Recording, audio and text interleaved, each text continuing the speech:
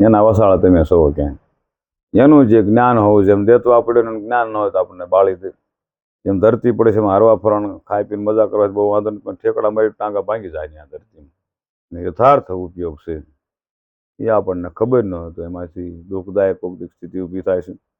એવી જ રીતે આધ્યાત્મિક ક્ષેત્રનું જે જ્ઞાન છે, જે જીવ અને આત્મા, અથવા આત્મા અને આ માયા, અથવા પરમાત્મા અને આ માયા, એનું જે જ્ઞાન છે એ જ્ઞાનનો અભ્યાસ સદગુરુ પરવાને થાય છે. એવા અનુભવી જ્ઞાની આત્મસાક્ષાત્કારી ગુરુ ગોતીએ.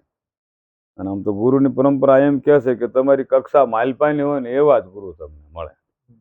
એથી ઊંચામાં તમે જાઓ તો તમે કોઈ સમજી શકો નહીં. એ સમજતા નહીં, ઘડી આવે તેથી તમને ગુરુ બરાબર લાગે. ત્યાં સુધી તમને સમજવા માટે અરસપરસ બેયનામાં કોશિશ કરવી જોઈએ. કારણ કે તમારી જે કક્ષા જ્ઞાનની અંદરથી છે એટલું જ તમે સમજી શકવાના છો. 5 કિલોનું ઠામ એટલે મારી પાસે 5 કિલો સામે 6 કિલો નાખો એટલે માથે સલકાઈને હાલ્યું જાય. કોઈ કે સલકાઈ ગયું, કોઈ કે ઉભરાઈ ગયું, કોઈ કે હાયમું નથી, એટલે આમ થયું. આ જ્ઞાનની બધી ભૂમિકા છે.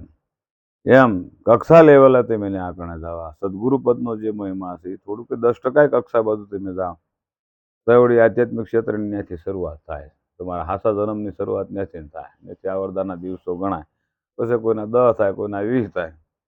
ત્યાં લગભગ આત્મ સાક્ષાત્કાર થઈ જતા હોય. અને ભાઈ જૂના જન્મનો પ્રારબ્ધ કાંક મજબૂત હોય તો 5 વર્ષે પણ જાગતો હોય. જૂના કાળની માલમાં બધા વિવેક અને નિયમ એને કેળવાય, બ્રહ્મચર્ય કેળવું, એ વાત મને ભાન થાય, અંદરથી પ્રગટ થાય. તો 5 વર્ષે પ્રગટ થઈ ગયો તો શરીરના અંતિમ છેડા પહેલા સારું પરિણામ જગતમાં આત્મ સાક્ષાત્કારનો મેળવતો હોય છે. જેમ આપણા રતાની વાત કરી, આપણે જલારામની વાત કરી, ત્યાં નિહાળી ભણવા નથી ગયા તો એનો અર્થ એવો ન માનો કે અભણતાનો ખ્યાલ નતો. એને સત્સંગ ગુનામાં કરી નાખ્યો, નિર્ણય કરીને મૂકી દીધો આ કરવા જેવું છે, એટલે પાછા ફરીને આવ્યા. એ બધું આગળ કરી લીધું છે. કોઈ એવું ન માનો ખાવ ભોળા હતા અને આમ થયું, એવું છે નહીં. એ તો બાપુ આગળ કેળવેલું હોય ને કેળવીને હિસાબ કરીને મૂકી દીધેલું છે. હવે એમાં ક્યાંય નજર કરવા પણ છે ને, એ મહેનત ત્યાં કરવાની નથી. હવે આ કરવાનો તો એ નિર્ણય કરીને આવ્યો છે. જ્ઞાન તો એમાં હતું નહીં, કેળવેલું હતું એટલે કરીએ ગયા ને. ઝાલા સો ઝાલા વિહામણના પરસાખું પ્રસાદ બધી દીધા જ છે. ડાયરેક્ટ કોન્ટેક્ટ એટલે બોલે ત્યાં આમ થતું જ હોય. તો ઈશ્વર માયાનું સંકેત છે, ઓટોમેટિક બનતું જ હોય. પ્રકૃતિના લેવલને તમે ઓળખો તો તમને ખ્યાલ આવે. તમે બોલતા મારી પાસે સત્ય જોઈ તે નિયમ પકડા જાય, વસંતમાં વરતવા માંડે એટલે તમે બોલો એમ તો આમ થવાનું છે. ઓલી ઓટોમેટિક પ્રેરણાદાયક વિચારમાં એ હોય જ. 3 પ્રકારની સ્થિતિની લેબોરેટરીનો રસ તમારામાં આવે. વિચાર ગ્રંથિનો જે ખરેખર હિસાબ છે જાણવા તમે માંડો તો તમે વિચારી શકો અને સામે નિર્ણય કરી શકો કે ભાઈ કાલે તો આમ થાય. એવડું ટાઈમે થવાનું જ એની પ્રેરણા હોય છે. અથવા એ સ્થિતિમાં તમે જીવો છો એટલે તમને ખ્યાલ થાય, અર્થ એવો પણ થાય. એમ આ જો આપણે 5 પ્રકારની ભૂમિકામાં ગુરુ પદ આપણે વર્ણવ્યું તો નુગરા ક્યાં રહેતા હશે?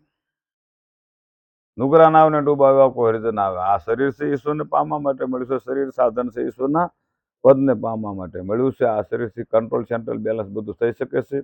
યુક્તિ, ઝુક્તિ અને મુક્તિ બધું થઈ શકે છે. આ બધું કરી શકે છે અને કરવાવાળાના ઇતિહાસ પીડ્યા છે. પણ નુગરા નાવને ડૂબાવ્યો એવા કોઈ રીતે ના આવે. નુગરા કોને કહેવા? તો અખા ભગતે કીધું છે કે ખરેખર અર્ધદગ્ધ શબ્દને વાપર્યો છે. પૂરું જ્ઞાન નથી અને પૂરું અજ્ઞાન નથી. વસો વર્ષ મધ્યાંતરમાં અને થોડા જ્ઞાનથી પોતે ખરેખર ગુમાની બની અને બીજાને દુઃખદાયક બને. ડબલ ગુનાનો અધિકારી ગણવામાં આવે છે. જે જાણે છે છતાં ગુનો કરે છે. કે આમ ન કરું તેમ જાહેરમાં પ્રવચન કરે, પોતાનો મોકો એટલે પછી ટીસી લે. આવું જે ખરેખર એને નીતિ ખોટી કહેવાય, પેટ મેલું કહેવાય. દેશી શબ્દોમાં કહેવાય તો એની નીતિ ખોટી છે. બહિર્મુખ કાંક જુદું છે, અંતર્મુખ વૃત્તિ નોખી છે. જેમ બગલો કાંક બહારથી જોશે, અંદરથી કાંક નોખવું છે. એ 2 પ્રકારની વૃત્તિની પણ વાત ગણવામાં આવે છે. એમ નુગરા શબ્દ અર્ધદગ્ધ જ્ઞાન, જ્ઞાન પૂરું થયું નથી અને અજ્ઞાન પણ ભેળવું છે. અથવા અજ્ઞાન નથી પૂરું, થોડું જ્ઞાન હોત એવો ખરેખર જાણે છે છતાં ભૂલ કરે છે, એને નુગરો કહેવામાં આવે છે. ત્યાર પછી એક કડીની માલપા જેઠીરામે કીધું કે નિર્ભય નામના મંડપ રોપાવો, પ્રેમી પુરુષ પધરાવ. નિર્ભય શબ્દ અંદરથી વિચારવા જેવો છે કે તમે કાંઈ પણ માલપાથી વિચાર કરો છો. વિચારવાળાને વર્તર 3 રેણીના ઘર છે. આ 3 રેણીના ઘરની માલપા ખૂબ જ ધ્યાન રાખવાનું હોય છે. અને જાગતો આત્મા હોય તો જ ખ્યાલ રહે, નકર તો ફેરફાર ઘડીકમાં આમ કરું તો નામ થઈ ગયું, ભૂલ થઈ ગઈ. એમ નિર્ભય નામના મંડપ રોપાવી પ્રેમી પુરુષ પધરાવો. હું કાંઈક કરીશ એનો હિસાબ જરૂર અવશ્ય ઈશ્વર માગશે, અને હિસાબ માગું પાછું થશે, દંડ અવશ્ય આવશે. એવો તમે કોઈક વિચાર કર્યો હશે, અથવા એ નિર્ણય માલપા કાંઈક લઈને બેઠા હશે, તો તમારા હાથથી ક્યારેય એ ભૂલ નહીં થાય. માલપા એ જાગતો જ બેઠો હોય છે, પણ એ જાગતું તમને રાખે તો અંદરથી તમને એ પ્રેરણા કર્યા રાખે, તો તમે સારા કર્મ બાજુ જઈ શકો. અને જો એ સારા કર્મ અંદરથી જ પ્રેરણાદાયક હિસાબ ન મળતો ને તૂટક થતો તો ભૂલ થવાની, ક્યાંક દંડ આવવાનો. એટલે કીધું કે નિર્ભય નામના મંડપ રોપાવી પ્રેમી પુરુષ પધરાવો. ભયરહિત થઈ અને ભગવાનનું ભજન કરો, અને ખરેખર આત્મા છે આનંદરૂપ છે, પ્રેમરૂપ છે. આ જગતની માલપા આત્માને અથવા આનંદને કેળવો અથવા પ્રેમને કેળવો. પછી કીધું અસલ જોગની અમર વાદળે ઝીણા ઝીણા મેઘ વરસાવે એવા પોરદિન આવે. અસલ જોગની અમર વાદળે છે એ ઈશ્વર છે, એની બધી સાયા એની માયા છે. એ ઈશ્વર હારોહાર જેનું અમરપદ છે. ઈશ્વર છે એટલે એ છે, ઈશ્વર નથી તો એ નથી. એવી જે માયા છે અથવા એની જે સાયા છે અથવા એનો જે પાવર છે, એનો જે સાયો પડેલો છે, એને માયા કીધી છે. એને અસલ યુગની અમર વાદળી કીધી છે. અને એ અમર વાદળી આ જીવાત્મા અથવા દરેક સૃષ્ટિના સર્જનમાં ખૂબ જ આધારરૂપ છે. અને જ્યારે જેવું જોઈએ તો આધ્યાત્મિકમાં જોઈએ એમ આપે, ભૌતિકમાં જોઈએ એમ આપે. આધ્યાત્મિકમાં જેમ જોઈએ એમ આપે, કર્મના સિદ્ધાંત પ્રમાણે. નાનું બાળક હોય તો બટકું આપે, આખો રોટલો ન આપે. મોટું થાય તો આખો રોટલો આપે. એવી જ રીતે તમારા સમય સાથે તમારે જે જોઈએ એની વ્યવસ્થા જે ઈશ્વરી માયા કરતી હોય, તમે કોઈ નથી. માણસ ખલાસ થઈ જાય એટલે એના માટે લાકડાના સાણાની વ્યવસ્થા ઈશ્વરી માયા રાખે છે. જન્મ થાય તો ખરેખર દાંત ને એવું કાંઈ ન હોય, દૂધની વ્યવસ્થા રાખે છે. પછી દૂધિયા દાંત આપે છે, પછી બટકું રોટલો આપે છે, પછી અસલી દૂધિયા દાંત પડી જાય પછી ઓરિજિનલ નાખે છે. પછી તમે ગમે વસ્તુ ભાંગો તો ભાંગી નાખે છે. ઓળે સમય જતા એમ થાય માલપા ઓજરી એવું મોળી પડી છે તો માલપાથી જ બરેક આવે તો દાંત પાસ પાડી નાખે. વળી પાછું પોસું ગોતે અને ઠેકાણે ભોગે. એમ પરમાત્માનું સર્જન આ દેહ માટે જોયો તો બહુ એને સમજી વિચારીને કરેલું છે. એના નિયમ પ્રમાણે જેમ પરિવર્તનશીલ પ્રકૃતિ છે, જેમ કાંટાની ઘટમાળ જોયો તો એ કાંટો ફર્યા જ કરે, અને ધીરે ધીરે કાંટા બધા ફરતા ફરતા જેમ સૂર્ય લઈને માપ કાઢીને ઘડિયાળ બનાવી લે, એવી જ રીતે આમાં ઘટમાળી હાલતી હોય છે. એટલે એ અસલ યુગની અમર વાદળી ઝીણા ઝીણા મેઘ વરસાવે. ઝીણા ઝીણાનો અર્થ એવો થાય કે જેને જેટલી જરૂર છે એટલું જ આપે, બગાડ ન થાય. જેમ તમારામાં આત્મા હરખો છે, મારામાં હરખો છે, હાથીમાં, કીડીમાં, કુંજરમાં બધામાં આત્મા હરખો જ છે. પણ જેમ એક ટેપીલાઇઝર હોય અને આગળ આપણે પાવર 250 લાવો અને આગળ 200 હોય તો ટેપીલાઇઝર મૂકો એટલે ઉપરથી પસાર ખેંચીને 250 જ આપે એ ટેપીલાઇઝર નિમશે. એનું ટેપીલાઇઝર ઉપરથી 300 પાવર આવતો, 250 એટલે પસાર કાપીને પાછો મોકલી દે, વિસ્ફોટ ન થાય એવું સ્થિતિકરણ જેને આપણે ટેપીલાઇઝર નામથી ઓળખ્યું છે. એ બધા કેન્દ્ર બિંદુની માલપા ટેપીલાઇઝર સ્થિતિ ભગવાને મૂકેલી. કીડીને જોઈએ એટલો જ પાવર ઉપડે છે, વધારે બગાડે નહીં. આત્મા એમાંય છે પણ એને જોઈએ એટલો જ વપરાય. એવી રીતનું ઈશ્વરી માયાનું કીધું છે કે અસલ યુગની અમર વાદળી ઝીણા ઝીણા મેઘ વરસાવ એવા કોઈ રીતન આવે. આવા જ્ઞાનની ભૂમિકાને જાણવાવાળા એના સત્સંગની ખૂબ મજા આવે એમ સંતોનું કહેવું છું. પછી છેલ્લે કીધું સતકી રોટી સબસે મોટી, પ્યાસા હોય તે નર પાવે. સત્યમેવ જયતે ભારત ભૂમિનું સૂત્ર છે કે આ ભારત ભૂમિની ધરતીમાં સત્ય બોલશે એનું સૌરાજ છે, સત્ય બોલશે એનું ખૂબ જ હાલશે. મારી પાસે અસત્ય થોડું થોડું ભેળવશે તો કાંકરા જેમ ઘઉંમાં પડી ગયો પછી લોટમાં હોહરા આવે, એવું કે જેમ રોટલો કેવરાવે એમ જીવન પણ કેવરા. એટલે હાસથી સત્યથી કોઈ હાસ કે કોઈ સત્ય કે કોઈ વસન કે, પણ મૂળ તો સત્યમેવ જયતે જીવી જાવ. સતકી રોટી સબસે મોટી, સત્યમેવ જયતેનું પદ મોટું છે. સતકી રોટી સબસે મોટી, પ્યાસા હોય તે નર પાવે. એમાં ખરેખર જિજ્ઞાસા જાગી હોય, ઈશ્વરી કૃપા હોય. અને અમુક સમયે ઈશ્વરી કૃપા એની રીતે પણ હોય છે. તમારે ક્યારેક મેળવવી પડે ને ક્યારેક એની રીતે જ હોય છે. આ બગીચામાં ક્યારેક એવો વાહ ફરતો હોય તો બધા ભજન કરતા હોય, ને ક્યારેક એવો વાહ ફરતો હોય તો બધા ગીત ગાતા હોય, ને ક્યારેક એવો વાહ ફરતો હોય બધા બાજતા હોય. એને કૃપા જ ગણવામાં આવે છે. કૃપા અને હરિસા બે શબ્દ ખૂબ જ ઊંડાણથી વિચારવા જોઈએ. કૃપા કેને ગણીશું, હરિસા કેને ગણીશું. તો તમારું જ્યાં સુધી ચાલતું હોય અંદરથી કે બહાર કે ભૌતિક કે માધ્યમિક કોઈ પણ ક્ષેત્રે તમારું જ્યાં સુધી હાલતું હોય એને કહેવાય ઈશ્વરી કૃપા. અને પછી તમે ક્યાંક છોકરા પાણી ભરતો તમે ભરી આવો ને તો એને કહેવાય હરિસા.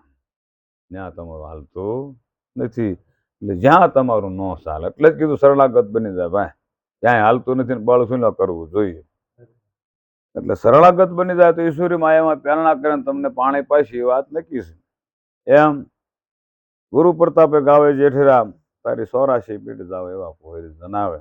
જેઠીરામની બનાવેલી આ વાણી છે અને આધ્યાત્મિક ક્ષેત્રમાં ઈશ્વર બાજુ જવાનો, અંદર ઉતરવાનો ખૂબ સરળતાનો બધા નિયમ અને આધીન એવી વાણી એને બનાવી. અને એ વાણીના આધારે મને જેટલું ફાવ્યું એટલું આપણે વિસ્તાર કર્યો. સંતો તો જ્ઞાનીના દાદા શબ્દો હોય તો દાદો વિસ્તાર થાય. કોઈ પણ શબ્દનો એક શબ્દને 4-5 પ્રકારે તમે શબ્દને પરખાવો તો એક શબ્દ પ્રાથમિકમાં હાલતો હોય, એક ભૌતિકમાં હાલતો હોય, એક માધ્યાત્મિકમાં હાલતો હોય અને એક આધ્યાત્મિક હાલતો. શબ્દ 3-4 પ્રકારના સંતો પાસે હોય.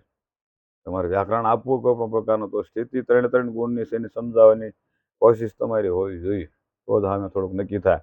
એટલે નક્કી થવાનો અર્થ એવો છે કે જે બધા બેઠા એમાં 3 પ્રકારની જ્ઞાની ભૂમિકાનો વિશે આપ જાગતો ન હોય તો ક્યાંક પ્રાથમિક ભૂમિકામાં હોય કે આટલું પૂર્ણ કરો તો આમાં થાય એટલું જ સમજ હોય તો ઈવડો એ સિદ્ધાંતનો મત એમ કહે છે કે એ ભૂમિકાનો શબ્દ તમારી પાસે એક શબ્દના 5 શબ્દો કરવામાં એક શબ્દ એનો હોય, એક બીજાનો હોય, એક ત્રીજાનો, એ બધાને મળી રહેતો હોવું જોઈએ. એને જ્ઞાનની ભૂમિકાની જ્ઞાન ગમત કહેવામાં પણ આવે છે કે જેનાથી બધાને આનંદ આવે અને જેને જે લેવું હોય બધે લઈ શકે એવો જ્ઞાનનો મહિમા છે. એટલે જ્ઞાનને કેળવવા માટે હમણાં જ મેં ધ્યાન કીધું હતું. ધ્યાનને કેળવવા માટે સારા સદગુરુ પરવાનું જોઈએ અને સદગુરુ પરવાનું મળે તો સમય લઈ અને એના સાથે ધ્યાન આપણે કરી અને યથાર્થ માર્ગ ન સમજાય ત્યાં સુધી ગુરુને પડખે રાખી અને આ ધ્યાનનો માર્ગ જાણવો જોઈએ. એમાં જાણ્યા પછી જ્ઞાન પ્રગટ થાય છે પછી બહુ જરૂર પછી હરિનાર બેમાં હોય.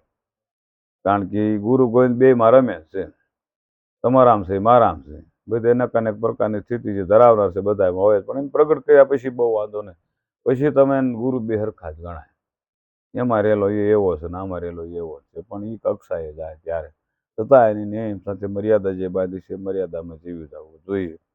એમ જ્ઞાનની ભૂમિકાના હિસાબને પ્રગટ કરવા માટે ધ્યાન કેન્દ્રબિંદુ આધાર છે. એટલે ધ્યાન કેન્દ્રબિંદુને કેળવવા માટે જ્ઞાનેન્દ્રિય અને કર્મેન્દ્રિયનો બાંધેલો મૂળ પાયો છે ને એથી ધ્યાન શરૂ થાય. અને એથી ધ્યાન શરૂ થયા પછી આમ તો ખરેખર કર્મેન્દ્રિયને આપણને ખબર હોવી જોઈએ, જ્ઞાનેન્દ્રિયને ખબર હોવી જોઈએ, પછી આ મન શું છે એની ખબર હોવી જોઈએ. આ તો તમે ગુરુ પરવાને આમ ગુરુ કરાવ્યા અને તરત જ આવડવા તો એમના મજબૂત થઈ જવું જોઈએ. આ વસ્તુ નહીં તમને ખબર હોય તો બધી વાતો આ મિથ્યા છે. તમને જ્ઞાનેન્દ્રિય અને કર્મેન્દ્રિયનો ખરેખર હિસાબ નહીં જડે અથવા મનનો ખ્યાલ નહીં આવે અથવા મન છે એ 3 પ્રકારના વિષયની પ્રેરણા લઈ આવે છે. સારા વિચાર લઈ આવે છે, નબળા વિચાર લઈ આવે છે, માધ્યાત્મિક વિચાર લઈ આવે છે. 3 પ્રકારની વિચારની જે ગ્રંથિ છે એ ગ્રંથિને જાણવા માટે મેં આ જે વાત કરી બધી વાત મજબૂત કરવી જોઈએ. એ જ્ઞાનેન્દ્રિય કેને કહેવાય અને એ જ્ઞાનેન્દ્રિયના શું કામ છે. 5-25ના ઝઘડામાં હીરો કોણ ઓગડામાં 5 જ્ઞાનેન્દ્રિય છે એના માળખેથી આખું શરીર હાલે છે. એના આધાર અંદર બાર બધી હિસાબ કરી બધી એની જ માયા છે. એટલે 5 જ્ઞાનેન્દ્રિય છે ને એક જ્ઞાનેન્દ્રિયને 5-5 કામ આપેલા છે. એટલે 5-25ના ઝઘડામાં 5 × 5 કરોડ 25 કામ. પછી ઠેકાણે આ મનની શીલ ઝડપ ચાલુ છે. પછી ઠેકાણે બાકાત કરી નાખો તો જ્ઞાનેન્દ્રિય કર્મેન્દ્રિય 2 સ્ટોપમાં આવે અને સ્ટોપમાં આવે તો જ કેન્દ્રબિંદુ અંદર આગળ જાય, નકર કોઈ જાય નહીં. એટલે આ સ્ટોપ કરવો એ કૃષ્ણ ગીતામાં અર્જુન પૂછે છે ને કે આ મનને ખરેખર વશ કરવું એ તો મુશ્કેલ છે. મન તો હાથી જેવું બળવાન લાગે છે, મન તો ઘોડા જેવું ભગવાન છે, મન તો ભમરા જેવું ભટકેલું છે, આને બેલેન્સ કરવું કઠણ છે પ્રભુ.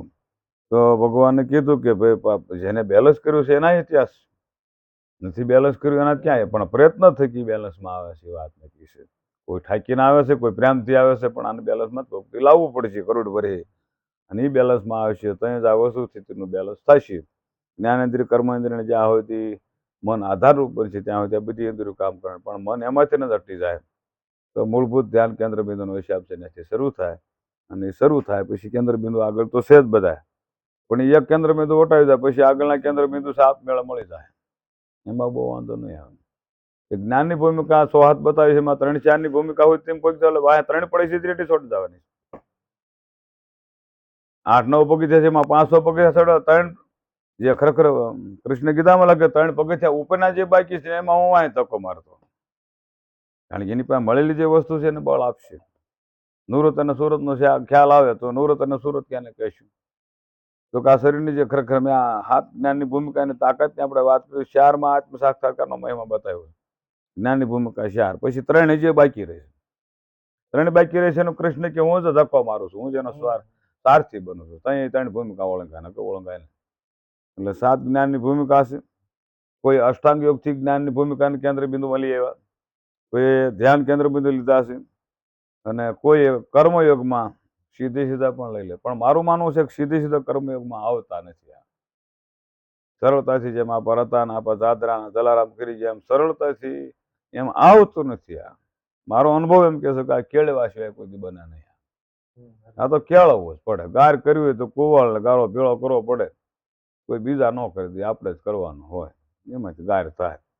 લોટ ને પાણી ભેળો કરીને મોહળે આપણે રોટલો આપણે જ બનાવવો જોઈએ તો જ થાય. ને બધું ભેળું કરો કાંઈ બને નહીં. પણ ખરેખર બનાવેલો તૈયાર હોય તો એમાં ખાવામાં કઈ વાંધો ન હોય કઈ. પણ આ મહત્વનો હિસાબ કેળવવા માટે આપણે જ કોશિશ કરવી જોઈએ. એમ નામ સીધું સરળ આ નથી. એટલું બધું કઠિન પણ છે અને પરીક્ષાપત્ર પણ એટલું કઠિન છે. અને પરીક્ષાપત્રમાં તમે પાસ થાવ ને એમાં જ્યારે હાલવા મળો ને એકાદું પરીક્ષાપત્ર તમને જાતે ખબર પડે કે આ પરીક્ષાપત્ર ખરેખર કાલે જ આવવાનું છે ને આવી જાય તો તમને અનુભવ થાય. તમારા ઉપર ધર્મ સંકટ આવવાનું પરીક્ષાપત્ર એને કહેવાય. એમાં પાર ઉતરવાનો હોય એ તમને આવતીકાલે ખબર પડી જાય અથવા આજ ખબર પડે કે આમ કાલે થવાનું એને આવવાનું જ હોય. સામે એ આવીને ઊભું રહે તમારા જે નિર્ણય કરેલા છે મજબૂત હારા અને નરા બે નિર્ણય માલપા પીડા એ તમારી અનુભૂતિ ગણવામાં આવે. એટલે આ અનુભૂતિને વિષયની લેબોરેટરીથી તમારે જાતે કેળવવી જોઈએ. અને વિષયની લેબોરેટરી છે મારી જુદી હોય ને તમારી જુદી, પણ તમે તમારા વિષયની લેબોરેટરી ક્યાંક રજૂઆત મૂકો તો એ લેબોરેટરી તમારા માલપાથી મેં નક્કી કર્યું છે એ સત્ય મેં જઈ તે શેક કે મેં ક્યાંક તમે નક્કી કરેલું બહાર તમે મૂકો તો તમારું હાસું થાય. તમે મૂક્યું અને સામે ઉપડી ગયું કે આમ હોય બરોબર તો તમારો વિચારેલો હાસું. એનો એક અનુભવ છે દાખલો. એમ એ વિષયની લેબોરેટરીમાં પડ્યા લેબોરેટરી કરવી છે. આવા જ હોઈ જાય કીધું બે. હવે તમને જે સપનું આવે ને મને કહીશું. એટલે સપનામાં એવી વાત છે કે આ વરહ બેઠું છે, જેઠ મહિને બેસી ગયું. આમાં પ્રકૃતિના લેવલમાં ખેલ જોઈએ, બીજું બધું ઠીક છે. પણ આ ઈશ્વરી ઈચ્છા શું કરવા માંગે, આ જગતને કયો લાભ દેવાનો છે આ વરમાં. એટલે તમે હોઈ જાઓ વિચાર કરતા કરતા કે કયો લાભ આપશે એમ. તો રાત્રિમાં સપના દ્વારા તમને જાણ કરે. અને વિચારનું માળખું તો બધાય એવી એને સપનું આવ્યું કે ગાહડીના ડુંડા લઈને માણસો હાલ્યા જતા હતા. તો ભાઈ માથું જાય. મને સપનું આવ્યો તો ઓલા શીપડા મોટા જબરા થાય પાક કેવો ન પડે, જ્યાં જ્યાં કણકા લઈને બજારે વેચતા એવું લાગ્યું. રજભાઈ વર મોડું થશે. જાહેર બાજરાનું વરસ છે, બહુ લાંબોમાં નીકળશે. અને જાહેર બાજરાનું જે વરસ છે આ એક પ્રકૃતિનો લેવલે લેબોરેટરી માટે એક અભ્યાસ કર્યો. આ તો એક તમને દાખલો સમજાવું તો મેં અનુભવ કર્યો હતો એના ઉપર. આ બધી લેબોરેટરી જરૂર પડે. બધી લેબોરેટરી તમને અનુભવ આવશે ત્યાં તમને સુખ અને દુઃખ હતો. આવતીકાલે તો પ્રકૃતિનું લેવલ જજમેન્ટ શું કરવા માંગે તો તે બીજાનો આગમ બાકી શકો. આ બધું એટલું બધું લેવલ ઊંચું છે, પણ એટલી બધી લેબોરેટરીમાં તમે ઉતરો ત્યાં નકર આ થાય એવું નથી. આ બધી લેબોરેટરીમાં ઉતર્યા તેમ કેવું કે તમે બેઠા એટલે કહી દઉં આખું કશું નહીં. અમારે કેવું શું ના જોયું કે આમ છે તેમ છે. ન સમજી શકો તો એવી સરસાઈ ન કરાય. એટલી બધી ગહન છે છતાં તમને સમજાય જાય તો અમારે કહેવામાં કાંઈ વાંધો નથી. હું તો કબીર સાહેબ ગુડે જાહેરમાં ઉપદેશ બોલતો હજારો માણસ સાંભળતા. ગુરુ ભેદે કોઈ દી ક્યાંય રાખ્યો નથી. જગત આખાનું કલ્યાણ થતું કોઈને આટલું સમજાય જાય તો અમારે ગોપણીયા ચાલુ જ હોય, બંધ ના હોય. અને વળે ત્રણેય શાખાનું રાખેલું છે. જ્યાં જેવી જરૂર પડે એવી જ જ્ઞાનની ભૂમિકાનો ઉપયોગ કરવાનો. પ્રાથમિક ભૂમિકા બેઠા હોય બીજી આધ્યાત્મિક ક્ષેત્રની વાત ન કરો, કારણ કે એ સમજી શકવા નથી અને દુઃખ થાય એવું ન કરાય. એ જ્યાં બેઠો છે એ પ્રમાણે રહ્યો. પછી કોઈ ગુરુભાઈ લાવી જાય તો એને પછી પ્રાથમિક ન દેખાડાય તો એને દુઃખ થાય. પછી બાપુ ભૂલ્યા જ નથી ચાલુ જ રાખે. તો એને જ્યાં જોઈ છે ત્યાં વાત કરી. અને કોઈ બધા સાધુ સંતો જ્ઞાની ધ્યાની બહુ ઊંચા સ્ટેજના આવી ગયા તો પછી ને આવડે બે વાત ન હોય તો પછી એ જે બોલતા એને તાપસી પૂરવાની હોય. અહીંયા આમ કીધું છે ને આમ કીધું એ આ પડે ને આપણે આ પડે આવી આની સરસાની ભૂમિકા હોય. સદગુરુદેવ કી જય.